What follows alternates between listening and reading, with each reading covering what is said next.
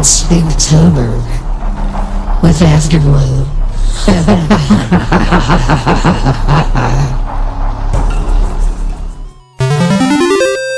Hello and welcome back to episode 82 of Afterglow, and for this month we're going to be doing, for the most part, Spooktober, where this month I'll be focusing on a scary, spooky game for each episode. Now, the original plan was for me to get 4 episodes out, and that might still happen.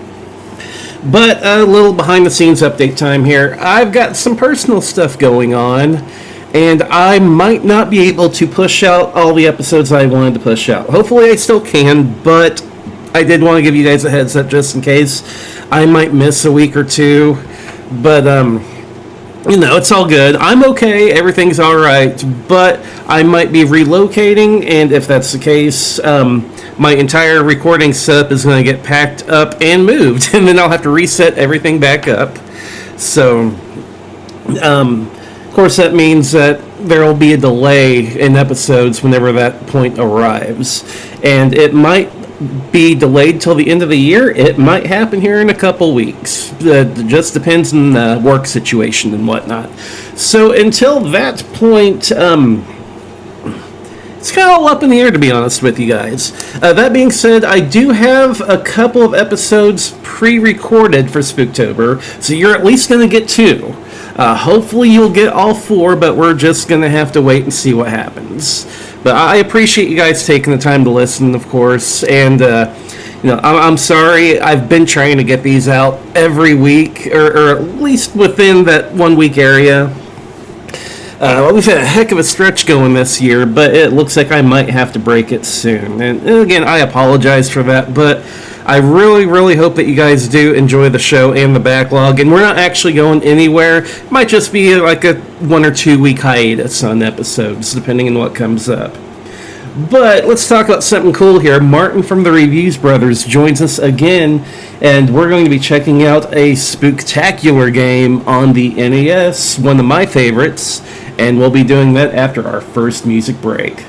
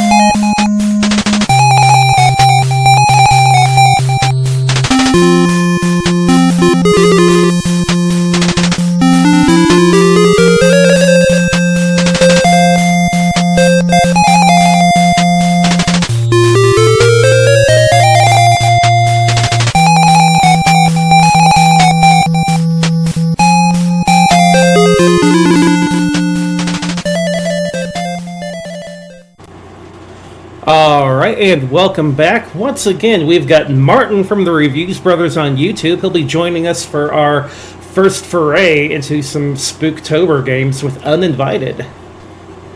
Hello, thank you for having me. Nice to be back once again. I love to have you back. Definitely wanted to get you on because we had such a good talk for the Game Boy Ninja Turtle game. Yeah, that was a lot of fun, definitely. Yep. So in October now we're going to be going over some retro horror games, and one that I've got fond memories of is the Uninvited. What was your first experience with this game? How did you discover it? This was actually one that I first played when I first started dabbling in emulation. So it was still a good few years ago, but I never played it originally. I'd never heard of it actually, but horror games are actually my favourite genre. I just love horror games. And so I did play through a few on the NES, I played through Monster Party. Obviously played all the Castlevanias, and then I saw about this one. I thought, I'd never heard of that. And because I also love games like Monkey Island, Sam & Max, Day of the Tentacle, I thought, horror and point and click, that's right up my alley. So I gave it a go and didn't know what the hell I was doing, basically.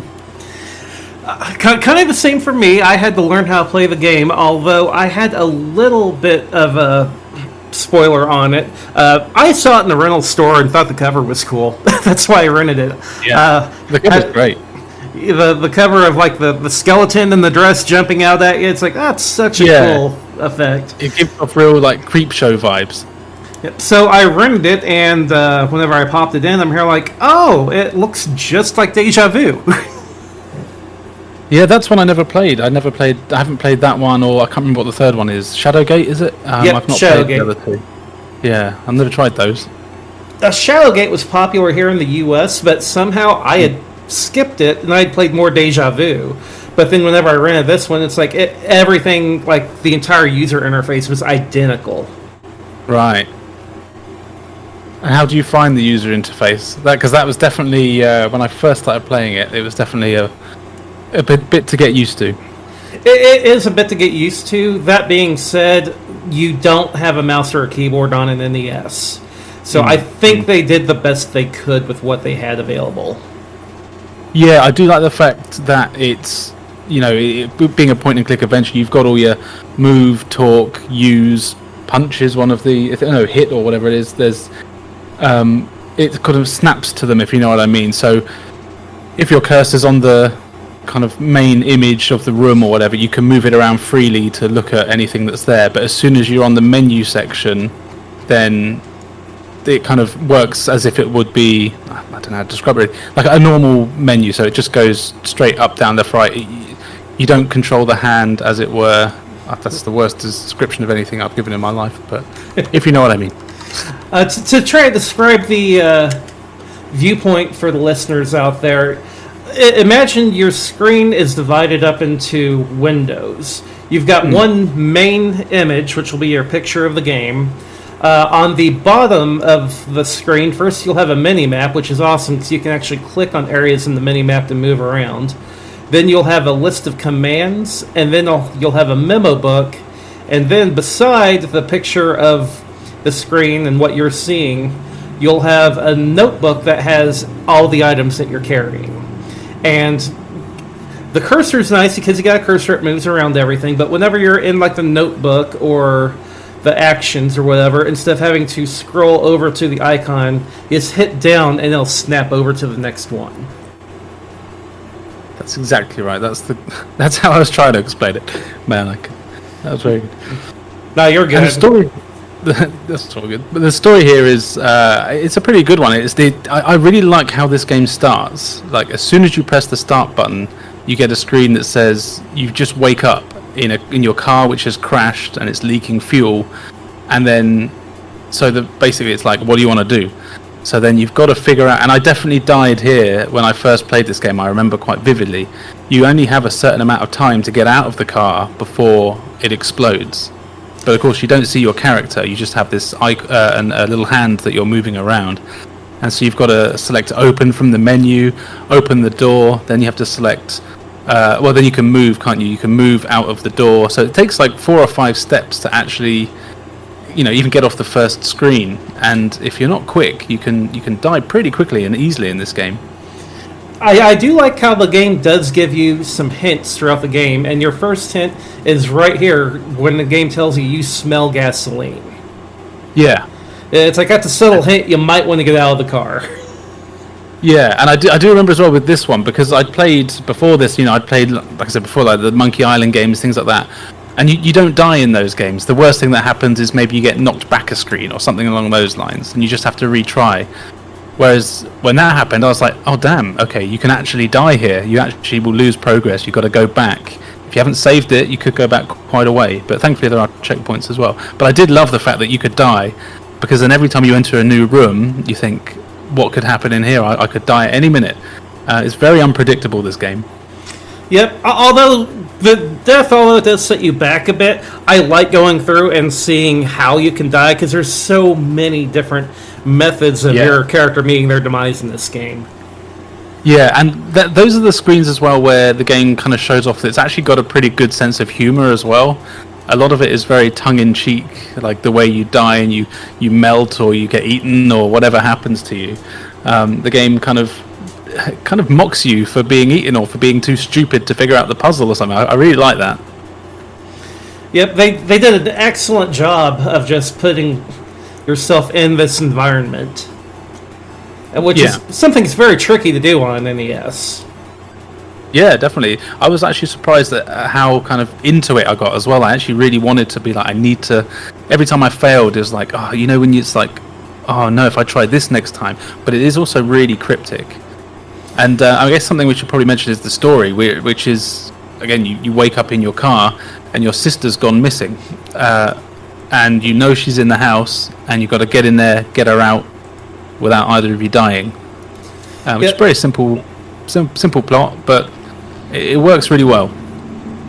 And this game was also released previously on the Apple Macintosh, along with the 2GS color version. But the NES does kind of give you, through hand-holding moments, to make sure you don't soft-lock yourself, which you can actually do quite easily in the Mac version. Oh, really? Yeah, in the beginning of the game, after you escape the car, you're in front of the mansion before you go in. There's a mailbox out there.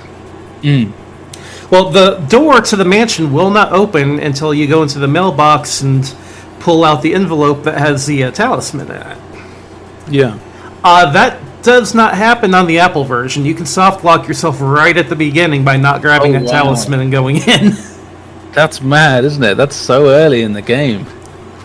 Wow. Because I saw that was almost a bit of a tutorial, I thought, of kind of like, okay, these are the kinds of puzzles we're going to have to do. Because even that can be confusing, because you have to open the mailbox, take the envelope, open the envelope, and then I tried to use the talisman or something, but it said you can't use something you haven't taken. So it's like, even though it's showing in the menu, you still got to take it, so it's in your inventory. I love the way it's kind of done. It's very long-winded, but it kind of works and adds to the tension. Yep, and then the other thing they added to the NES version was music, because we didn't have music in the Mac version. Oh, really? The music's amazing. I love the music here. The music does a good job of putting you in the environment. Now, I did read some people saying if they prefer the silence on the Mac just because of how oppressive silence can be. And while I see that, the music just fits the mood so much in this game. Yeah, and I did notice as well, I may be crazy, but the music, you can tell it when you're in danger because of the music that's playing. It plays a different track if you're in a room where you can die. And while I was playing, so again, I played through it again last night, but if I was in a room with, there's like a certain very dramatic track, and when you hear that, if you stay in that room for too long, you would die, or something would happen. Or also if a monster or a ghost appears that can kill you, you'll hear that music. So that's really nice. You get kind of musical cues to know when you're safe and when you're not. Yep, and it's also nice to where, for the most part, in the NES version, there's no timer. The Mac version did have a timer. I believe it was like half an hour or an hour, to where if that timer ran out, the spirits of the mansion would overwhelm you and you'd join them. This doesn't happen in this game unless you pick up a particular item.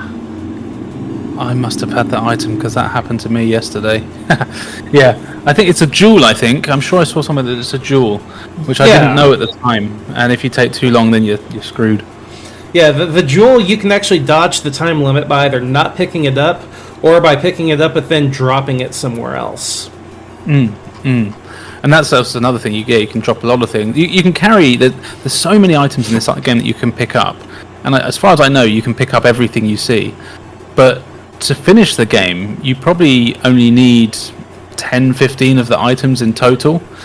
And that's another great part of the NES version, because the NES version will not let you drop something that's required to beat the game. Ah, that's cool. I didn't realize that. That makes a lot of sense. But it's incredibly cryptic as well, though, isn't it? All the puzzles that you get here. Oh yeah, a lot of the puzzles make no sense. How, like, one of my favorites is how you're required... There's an axe and a knife you can pick up. Yes. Well, if both are similar items, they're bladed items, but Yeah. for the cookie jar you have to use the axe, and for the couch you have to use a knife. You can't swap them. Yeah. See, I figured out the knife on the sofa bit, but I mean, I did play through this yesterday, but full disclosure, I played it for maybe close to an hour without a guide and barely got anywhere, and then I played it with a guide, and I mean, we finished the thing in 25 minutes or so once, but Once you know the some of path, the- it's a short game. yeah, but it's one of those things. If you play it without a guide, it genuinely could take you weeks to play through this. Because some of the puzzles, I'm like, how the hell are you meant to know to do that? It's crazy. Yep, you would definitely get your money's worth if you bought this game without a guide. Absolutely. Like the spider one, there's a bit where you see a spider run past. And then you have to, it runs on a banister, and then you have to spray the banister with a special spray, which then freezes the spider so you can pick up the spider. And then I won't say where you use the spider, but I don't know if you know the bit where you have to use the spider. But again, there was no way I would ever have guessed that. It comes to the point where you've got to kind of just try every item on every combination, just to see if you can, what works basically. Yeah, you find that a lot. Really, Shadowgate and Deja Vu were guilty of this as well, to where a lot of times you would just experiment with anything that you had in your inventory to figure out what to do next. Yeah, and that was the same on, the other point-and-click adventures that I really like. So I kind of don't find it too much of a problem, because it's kind of the point, you'll discover. But even, again, I don't want to keep going on about it, but like Monkey Island and games like that, it's the similar thing. Like a lot of the puzzles, I mean, they do make sense, but it's very abstract. Sort of, that's part of the comedy and, charm of it, is you can kind of understand why they get you to do what you've done, but it's Right. not necessarily what the first thing you think of. There's a logic to it that's definitely a roundabout logic. Yeah. And also what I love as well is, obviously, being a October Halloween episode, there's quite a lot of spooky goings on in the house as well. I really like all the designs on the monsters. So, which Ghost of Monsters can you remember? The Scarlet O'Hare is obviously a favorite one. Oh, she's fantastic. Yeah, the first Yep. one, and she killed me so many times. The one that the cover of the box is based off of. Yeah. I like the zombie in the game, to where that was really brutal for an NES era game, Yeah. to where to see the skull back behind the flesh and everything. Yeah. I enjoy the giant spider, where the game tells you, hey, don't go down there. No, you really don't want to go down there. I'm telling you, don't Yeah. go down there, and you go down there anyway. It's Yeah. like, sure enough, there's a giant spider. Yeah. And then you get the evil dogs. They're pretty good. There's a skeleton in the attic, and he tells you not. And again, it really does that. Like, you talk to this skeleton, and he's got a knife, and and he says, "Don't come in here." And then you're like, whatever. So you go in, and then you end up being locked in the room, and you die, and that's game over. And it's like, well, he literally told you not to go in there. It's your own fault. Right. So yeah, it's very. But my favorite monster and demon in the game, I don't know what he was called. I just called him Disco Demon. And if you know the one I mean, he's got a key, and he just randomly appears and like spins around the room, and like some funky disco music starts to play. The music is so, like, it catches you off guard, because you've heard nothing like this entire game. Yeah. It is just like funky dance music from the 70s. Yeah, that one is one where you just like, what just happened? Yeah. And I really love it, and it's one of those games that's part of it. Is what I really like about it is loads of stuff. Like, you just, every time you go into a new room, something that you don't expect is probably going to happen. Sometimes it's spooky, sometimes it's just you do have to do some watering in the garden. There's all kinds of different things you got to do to solve the puzzles. I like how it's more than the mansion too. You get the entire backyard area, which has other buildings in it. Without spoiling too much, there's like an underground maze area. That's where Resident Evil got their ideas from. Yeah, it Similar does layout. feel very similar to Resident Evil when it comes to the design of everything. It does, doesn't it? Yeah. Even the locations and things. You've got like the botany room with the plants in it. You've got the evil dogs. You've got zombies in a maze. Yeah, there's loads in there. So, did you have an area like specifically that you got stuck on for a long time? It took a bit to figure out the solution. Yes, pretty much. As soon as I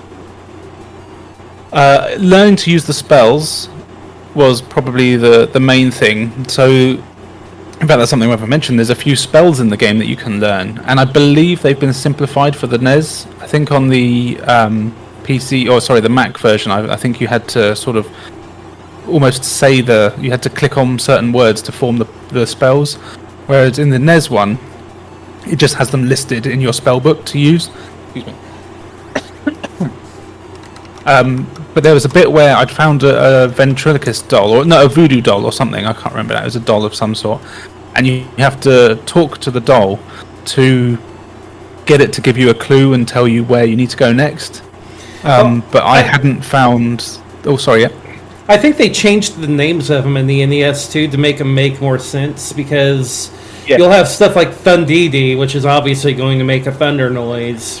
Or, yeah, exactly. You know, telemaze. Well, okay, it's teleport, and then if you're in a maze, my favorite, Oh Sesame. Yeah, that one was good. That's the one you need to talk to the doll that teaches you, and the doll one is just called, I can't remember, it's just like Dolini or something. It is, but basically I hadn't spotted a key because it was just a tiny little key sprite. Because nothing's highlighted when you point over it with the cursor. So it can be hard to spot what's an item. You really have to check every inch of every room. And then there was a bit where I had to find a combination for a safe. And man, I can't even remember now where I found it. I think I just had to look it up because I just could not find it. But I would have spent hours scouring the house. Yeah, I did spend hours whenever I was a kid playing this. Now, later on, I used a guide to beat it. I've never actually beaten it without a guide, though. No, and do you know, if I went back to do it now, I don't think I would remember half of the stuff. It's still it's a game that you could not play for a week and go back to and probably not remember most of it. Right, like if you know the path through, again, 20-25 minutes tops, and you can beat the game. Yeah. But like if you're just trying to stumble your way through, it can take weeks. I would say maybe even months. Yeah, definitely. And I really was surprised with how kind of, I don't want to say scary, it is kind of a creepy atmosphere as well that the game gives off. It's got really good descriptions of everything, and the music's very good, and graphics-wise, I think it really does look excellent. For a NES game, you know, there's no such thing as a scary NES game, but this would probably be as close as you get because it does have a genuine atmosphere to it. Yeah, I would say it would be between this one and the Sweet Home, which didn't actually come out on NES, but it was Famicom. But I would say these two are probably the best two on the NES that instill a sense of, I wouldn't say fear, I would say a sense of dread. Right, yeah. Because that's the thing with this one. It is, like I said before, every room you go in, you really don't know. I mean, you can tell if the music changes, but as soon as that music kicks in, that tells you you're in danger, you don't know why you're in danger. You know, it could be that you use the wrong item, it could be you take too long, it could be that you open the wrong door and something appears. It's, it really is kind of like, oh crap, I don't know what to do. What should I do? I also found it interesting at the end, after going through this area with all these monsters and zombies and ghosts and everything. Your actual final villain is a guy frozen in a chunk of ice. That was, and then you've got to do some stuff with him, and then you do eventually find your sister. Spoiler alert, but you know, it's a happy ending. And then there's a few different endings depending on what happens, because there is, I don't want to spoil it, but there's different things you can do when you find your sister, which make various things happen. So you could have a happy ending, a sad ending, or one that's sort of in the middle. It was something I hadn't really banked on, and it was really interesting to give you the choices, and it all depends on the items you bring with you as well. If you haven't found a certain item, you may not be able to get the good ending and that kind of thing. It's great. Yeah, and an NES game with multiple endings is really rare. Like, the only other one I can think of off the top of my head would be Castlevania 2. I don't know of any others, to be fair. I'm sure there might be a few out there, but I don't know anymore. Yeah, so it was really nice to have a game that had something to give you some replay value. Yeah, definitely. Even if you didn't know that there was replay value. Yeah, that would be the tricky thing. Once you finish it, and you could think, "Oh crap, that's the ending," and then you'd never hear it. But then it's one of those things. Your friend would say, "Oh, I got this ending," and then you'd have to go back and do it all over again. Yep. At least if you redo it, I mean, the good part about that is you would remember some of this stuff. I wouldn't think you'd remember everything, Yeah. but you remember a chunk of it. Yeah, definitely. Yeah. So, if you're wanting to play this game today, there are ways of playing it other than getting the original NES version. There is a game called, the most generic name possible, the 8-Bit Adventure Collection. And it contains the NES versions of Uninvited, Deja Vu, and Shadowgate. Oh, I didn't realise they'd done that. I might look into that. That's on modern consoles, I think, isn't it? Yes, should be on Steam, PS4, Xbox One, PS5, Xbox Series. It's a very generic name. I've actually just pulled it up. 8-Bit Adventure Anthology Volume 1. Well, it's definitely worth doing. Yeah, absolutely, because you get the NES version of all these games, and the Mac Venture games were all pretty, revolutionary in my opinion. Yeah, there's not really nothing else like this on the NES other than this trilogy, that's for sure. And but maybe Maniac Mansion, I suppose. If you are on PC, the original Mac Venture series is available on Steam as well if you want to go back and play the games that inspired the NES versions. Although, really, I prefer the NES version because you get the background music. Yeah, and are the Mac ones in black and white? The cool thing about the Steam version is that you get two versions of each game. You get the original black and white Mac version, but you also get a full-color 2GS version. Oh, that's cool. The mouse support would be nice, though. Oh yeah, the mouse support's great. Although, again, I think the NES did a really good job with what they had. That being said, since we did get a zapper, it would have been really cool to see an NES mouse. Yeah, that would have been good. Yeah. Super Nintendo got one. Yeah, that's true. I've never used one, though. It's an experience. Back in its time, it was neat. Modern days, it's a ball mouse, so that comes with all the foibles that a ball mouse comes with. Yeah, it's a pain. Yep, so that is Uninvited. I would definitely recommend going back and playing it if you haven't yet. Yeah, I agree. It's there's not much like it. If you like horror, it's definitely worth it on the NES. Yep. Speaking of horror, Martin, are you doing anything specific for October? I am, yes. I've got a few things coming up. I'm going to have a little video dedicated to zombies, maybe one for vampires, and of course my generic games to play on Halloween, Volume 3, where I hope to have quite a few special guests, and we'll just talk about games that are good to play on Halloween. Don't have to be scary games, just ones that are good to play on Halloween that fit that theme. That sounds awesome. So be sure to check out Martin's channel on YouTube. It's called The Review Brothers. Yeah, come along. There's hundreds of videos on there for everyone. Be sure to check out his backlog and also check out more Halloween specials. Definitely. All right, once again, I'd like to thank you for coming on. I appreciate it, and hopefully we will have you on again in a future episode. Thank you. It's always good to talk to you anytime. Thank you much. Have a good one. Take care, everyone. Bye.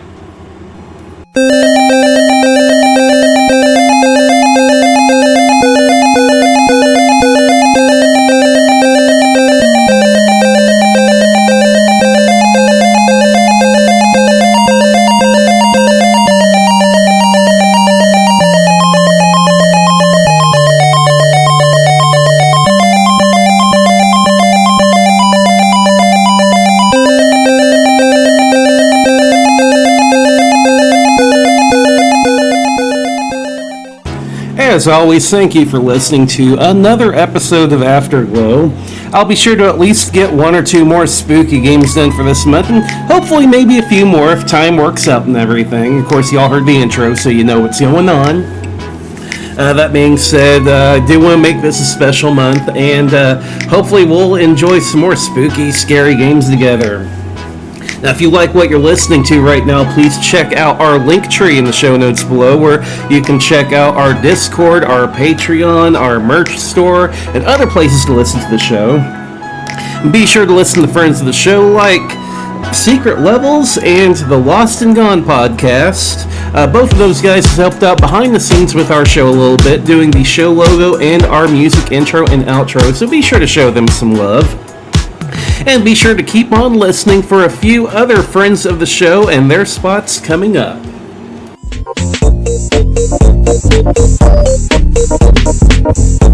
Hey there, Afterglow gang.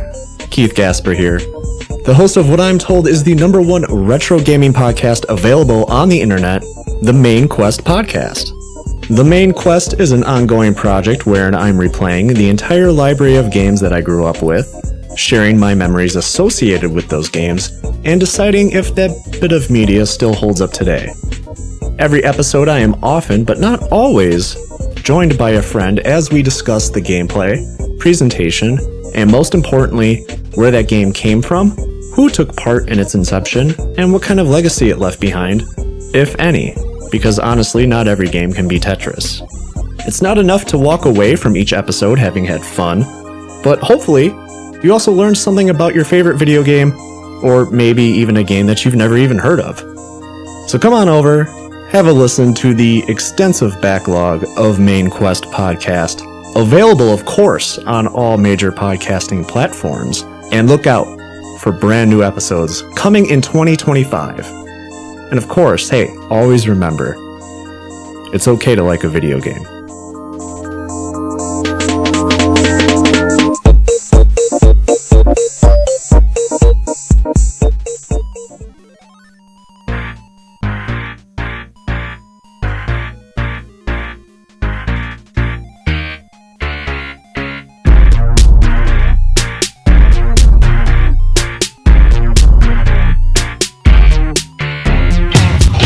For more than 15 years, Retro Gaming Roundup has been the centre of your retro gaming universe, with top 10s, interviews, game reviews, news, and much more from all over the globe. Be sure to tune in every month for a new dose of Retro Gaming Roundup. That's RetroGamingRoundup.com.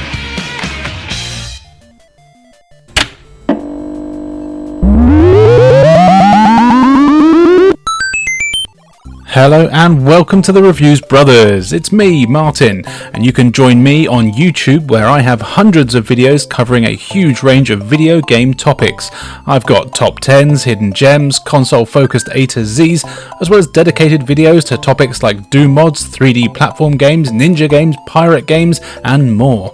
I cover all systems from Commodore 64 right up to modern consoles. Nothing gaming is off the table. So be sure to search for the Reviews Brothers on YouTube, as well as on Instagram and TikTok, for hundreds of retro and modern video game reviews. Hello, my name is Aaron. I'm one half of Super Pod Saga, a topical variety video game podcast fueled entirely by nostalgia and unleaded gasoline. Super Pod Saga, we discuss a different video game topic each and every week. We have new episodes every single Monday covering a different video game topic. More than anything, we want to entertain our listeners and make you feel like you're one of the boys, like you're hanging out at a campfire with some of your best zany, caffeine-powered buddies and just talking about your favorite games and all that stuff. Stop on down to Super Pod Saga. It's on every podcatcher there is. If it's not, let me know and we'll get on it. But again, Super Pod Saga, stop on by.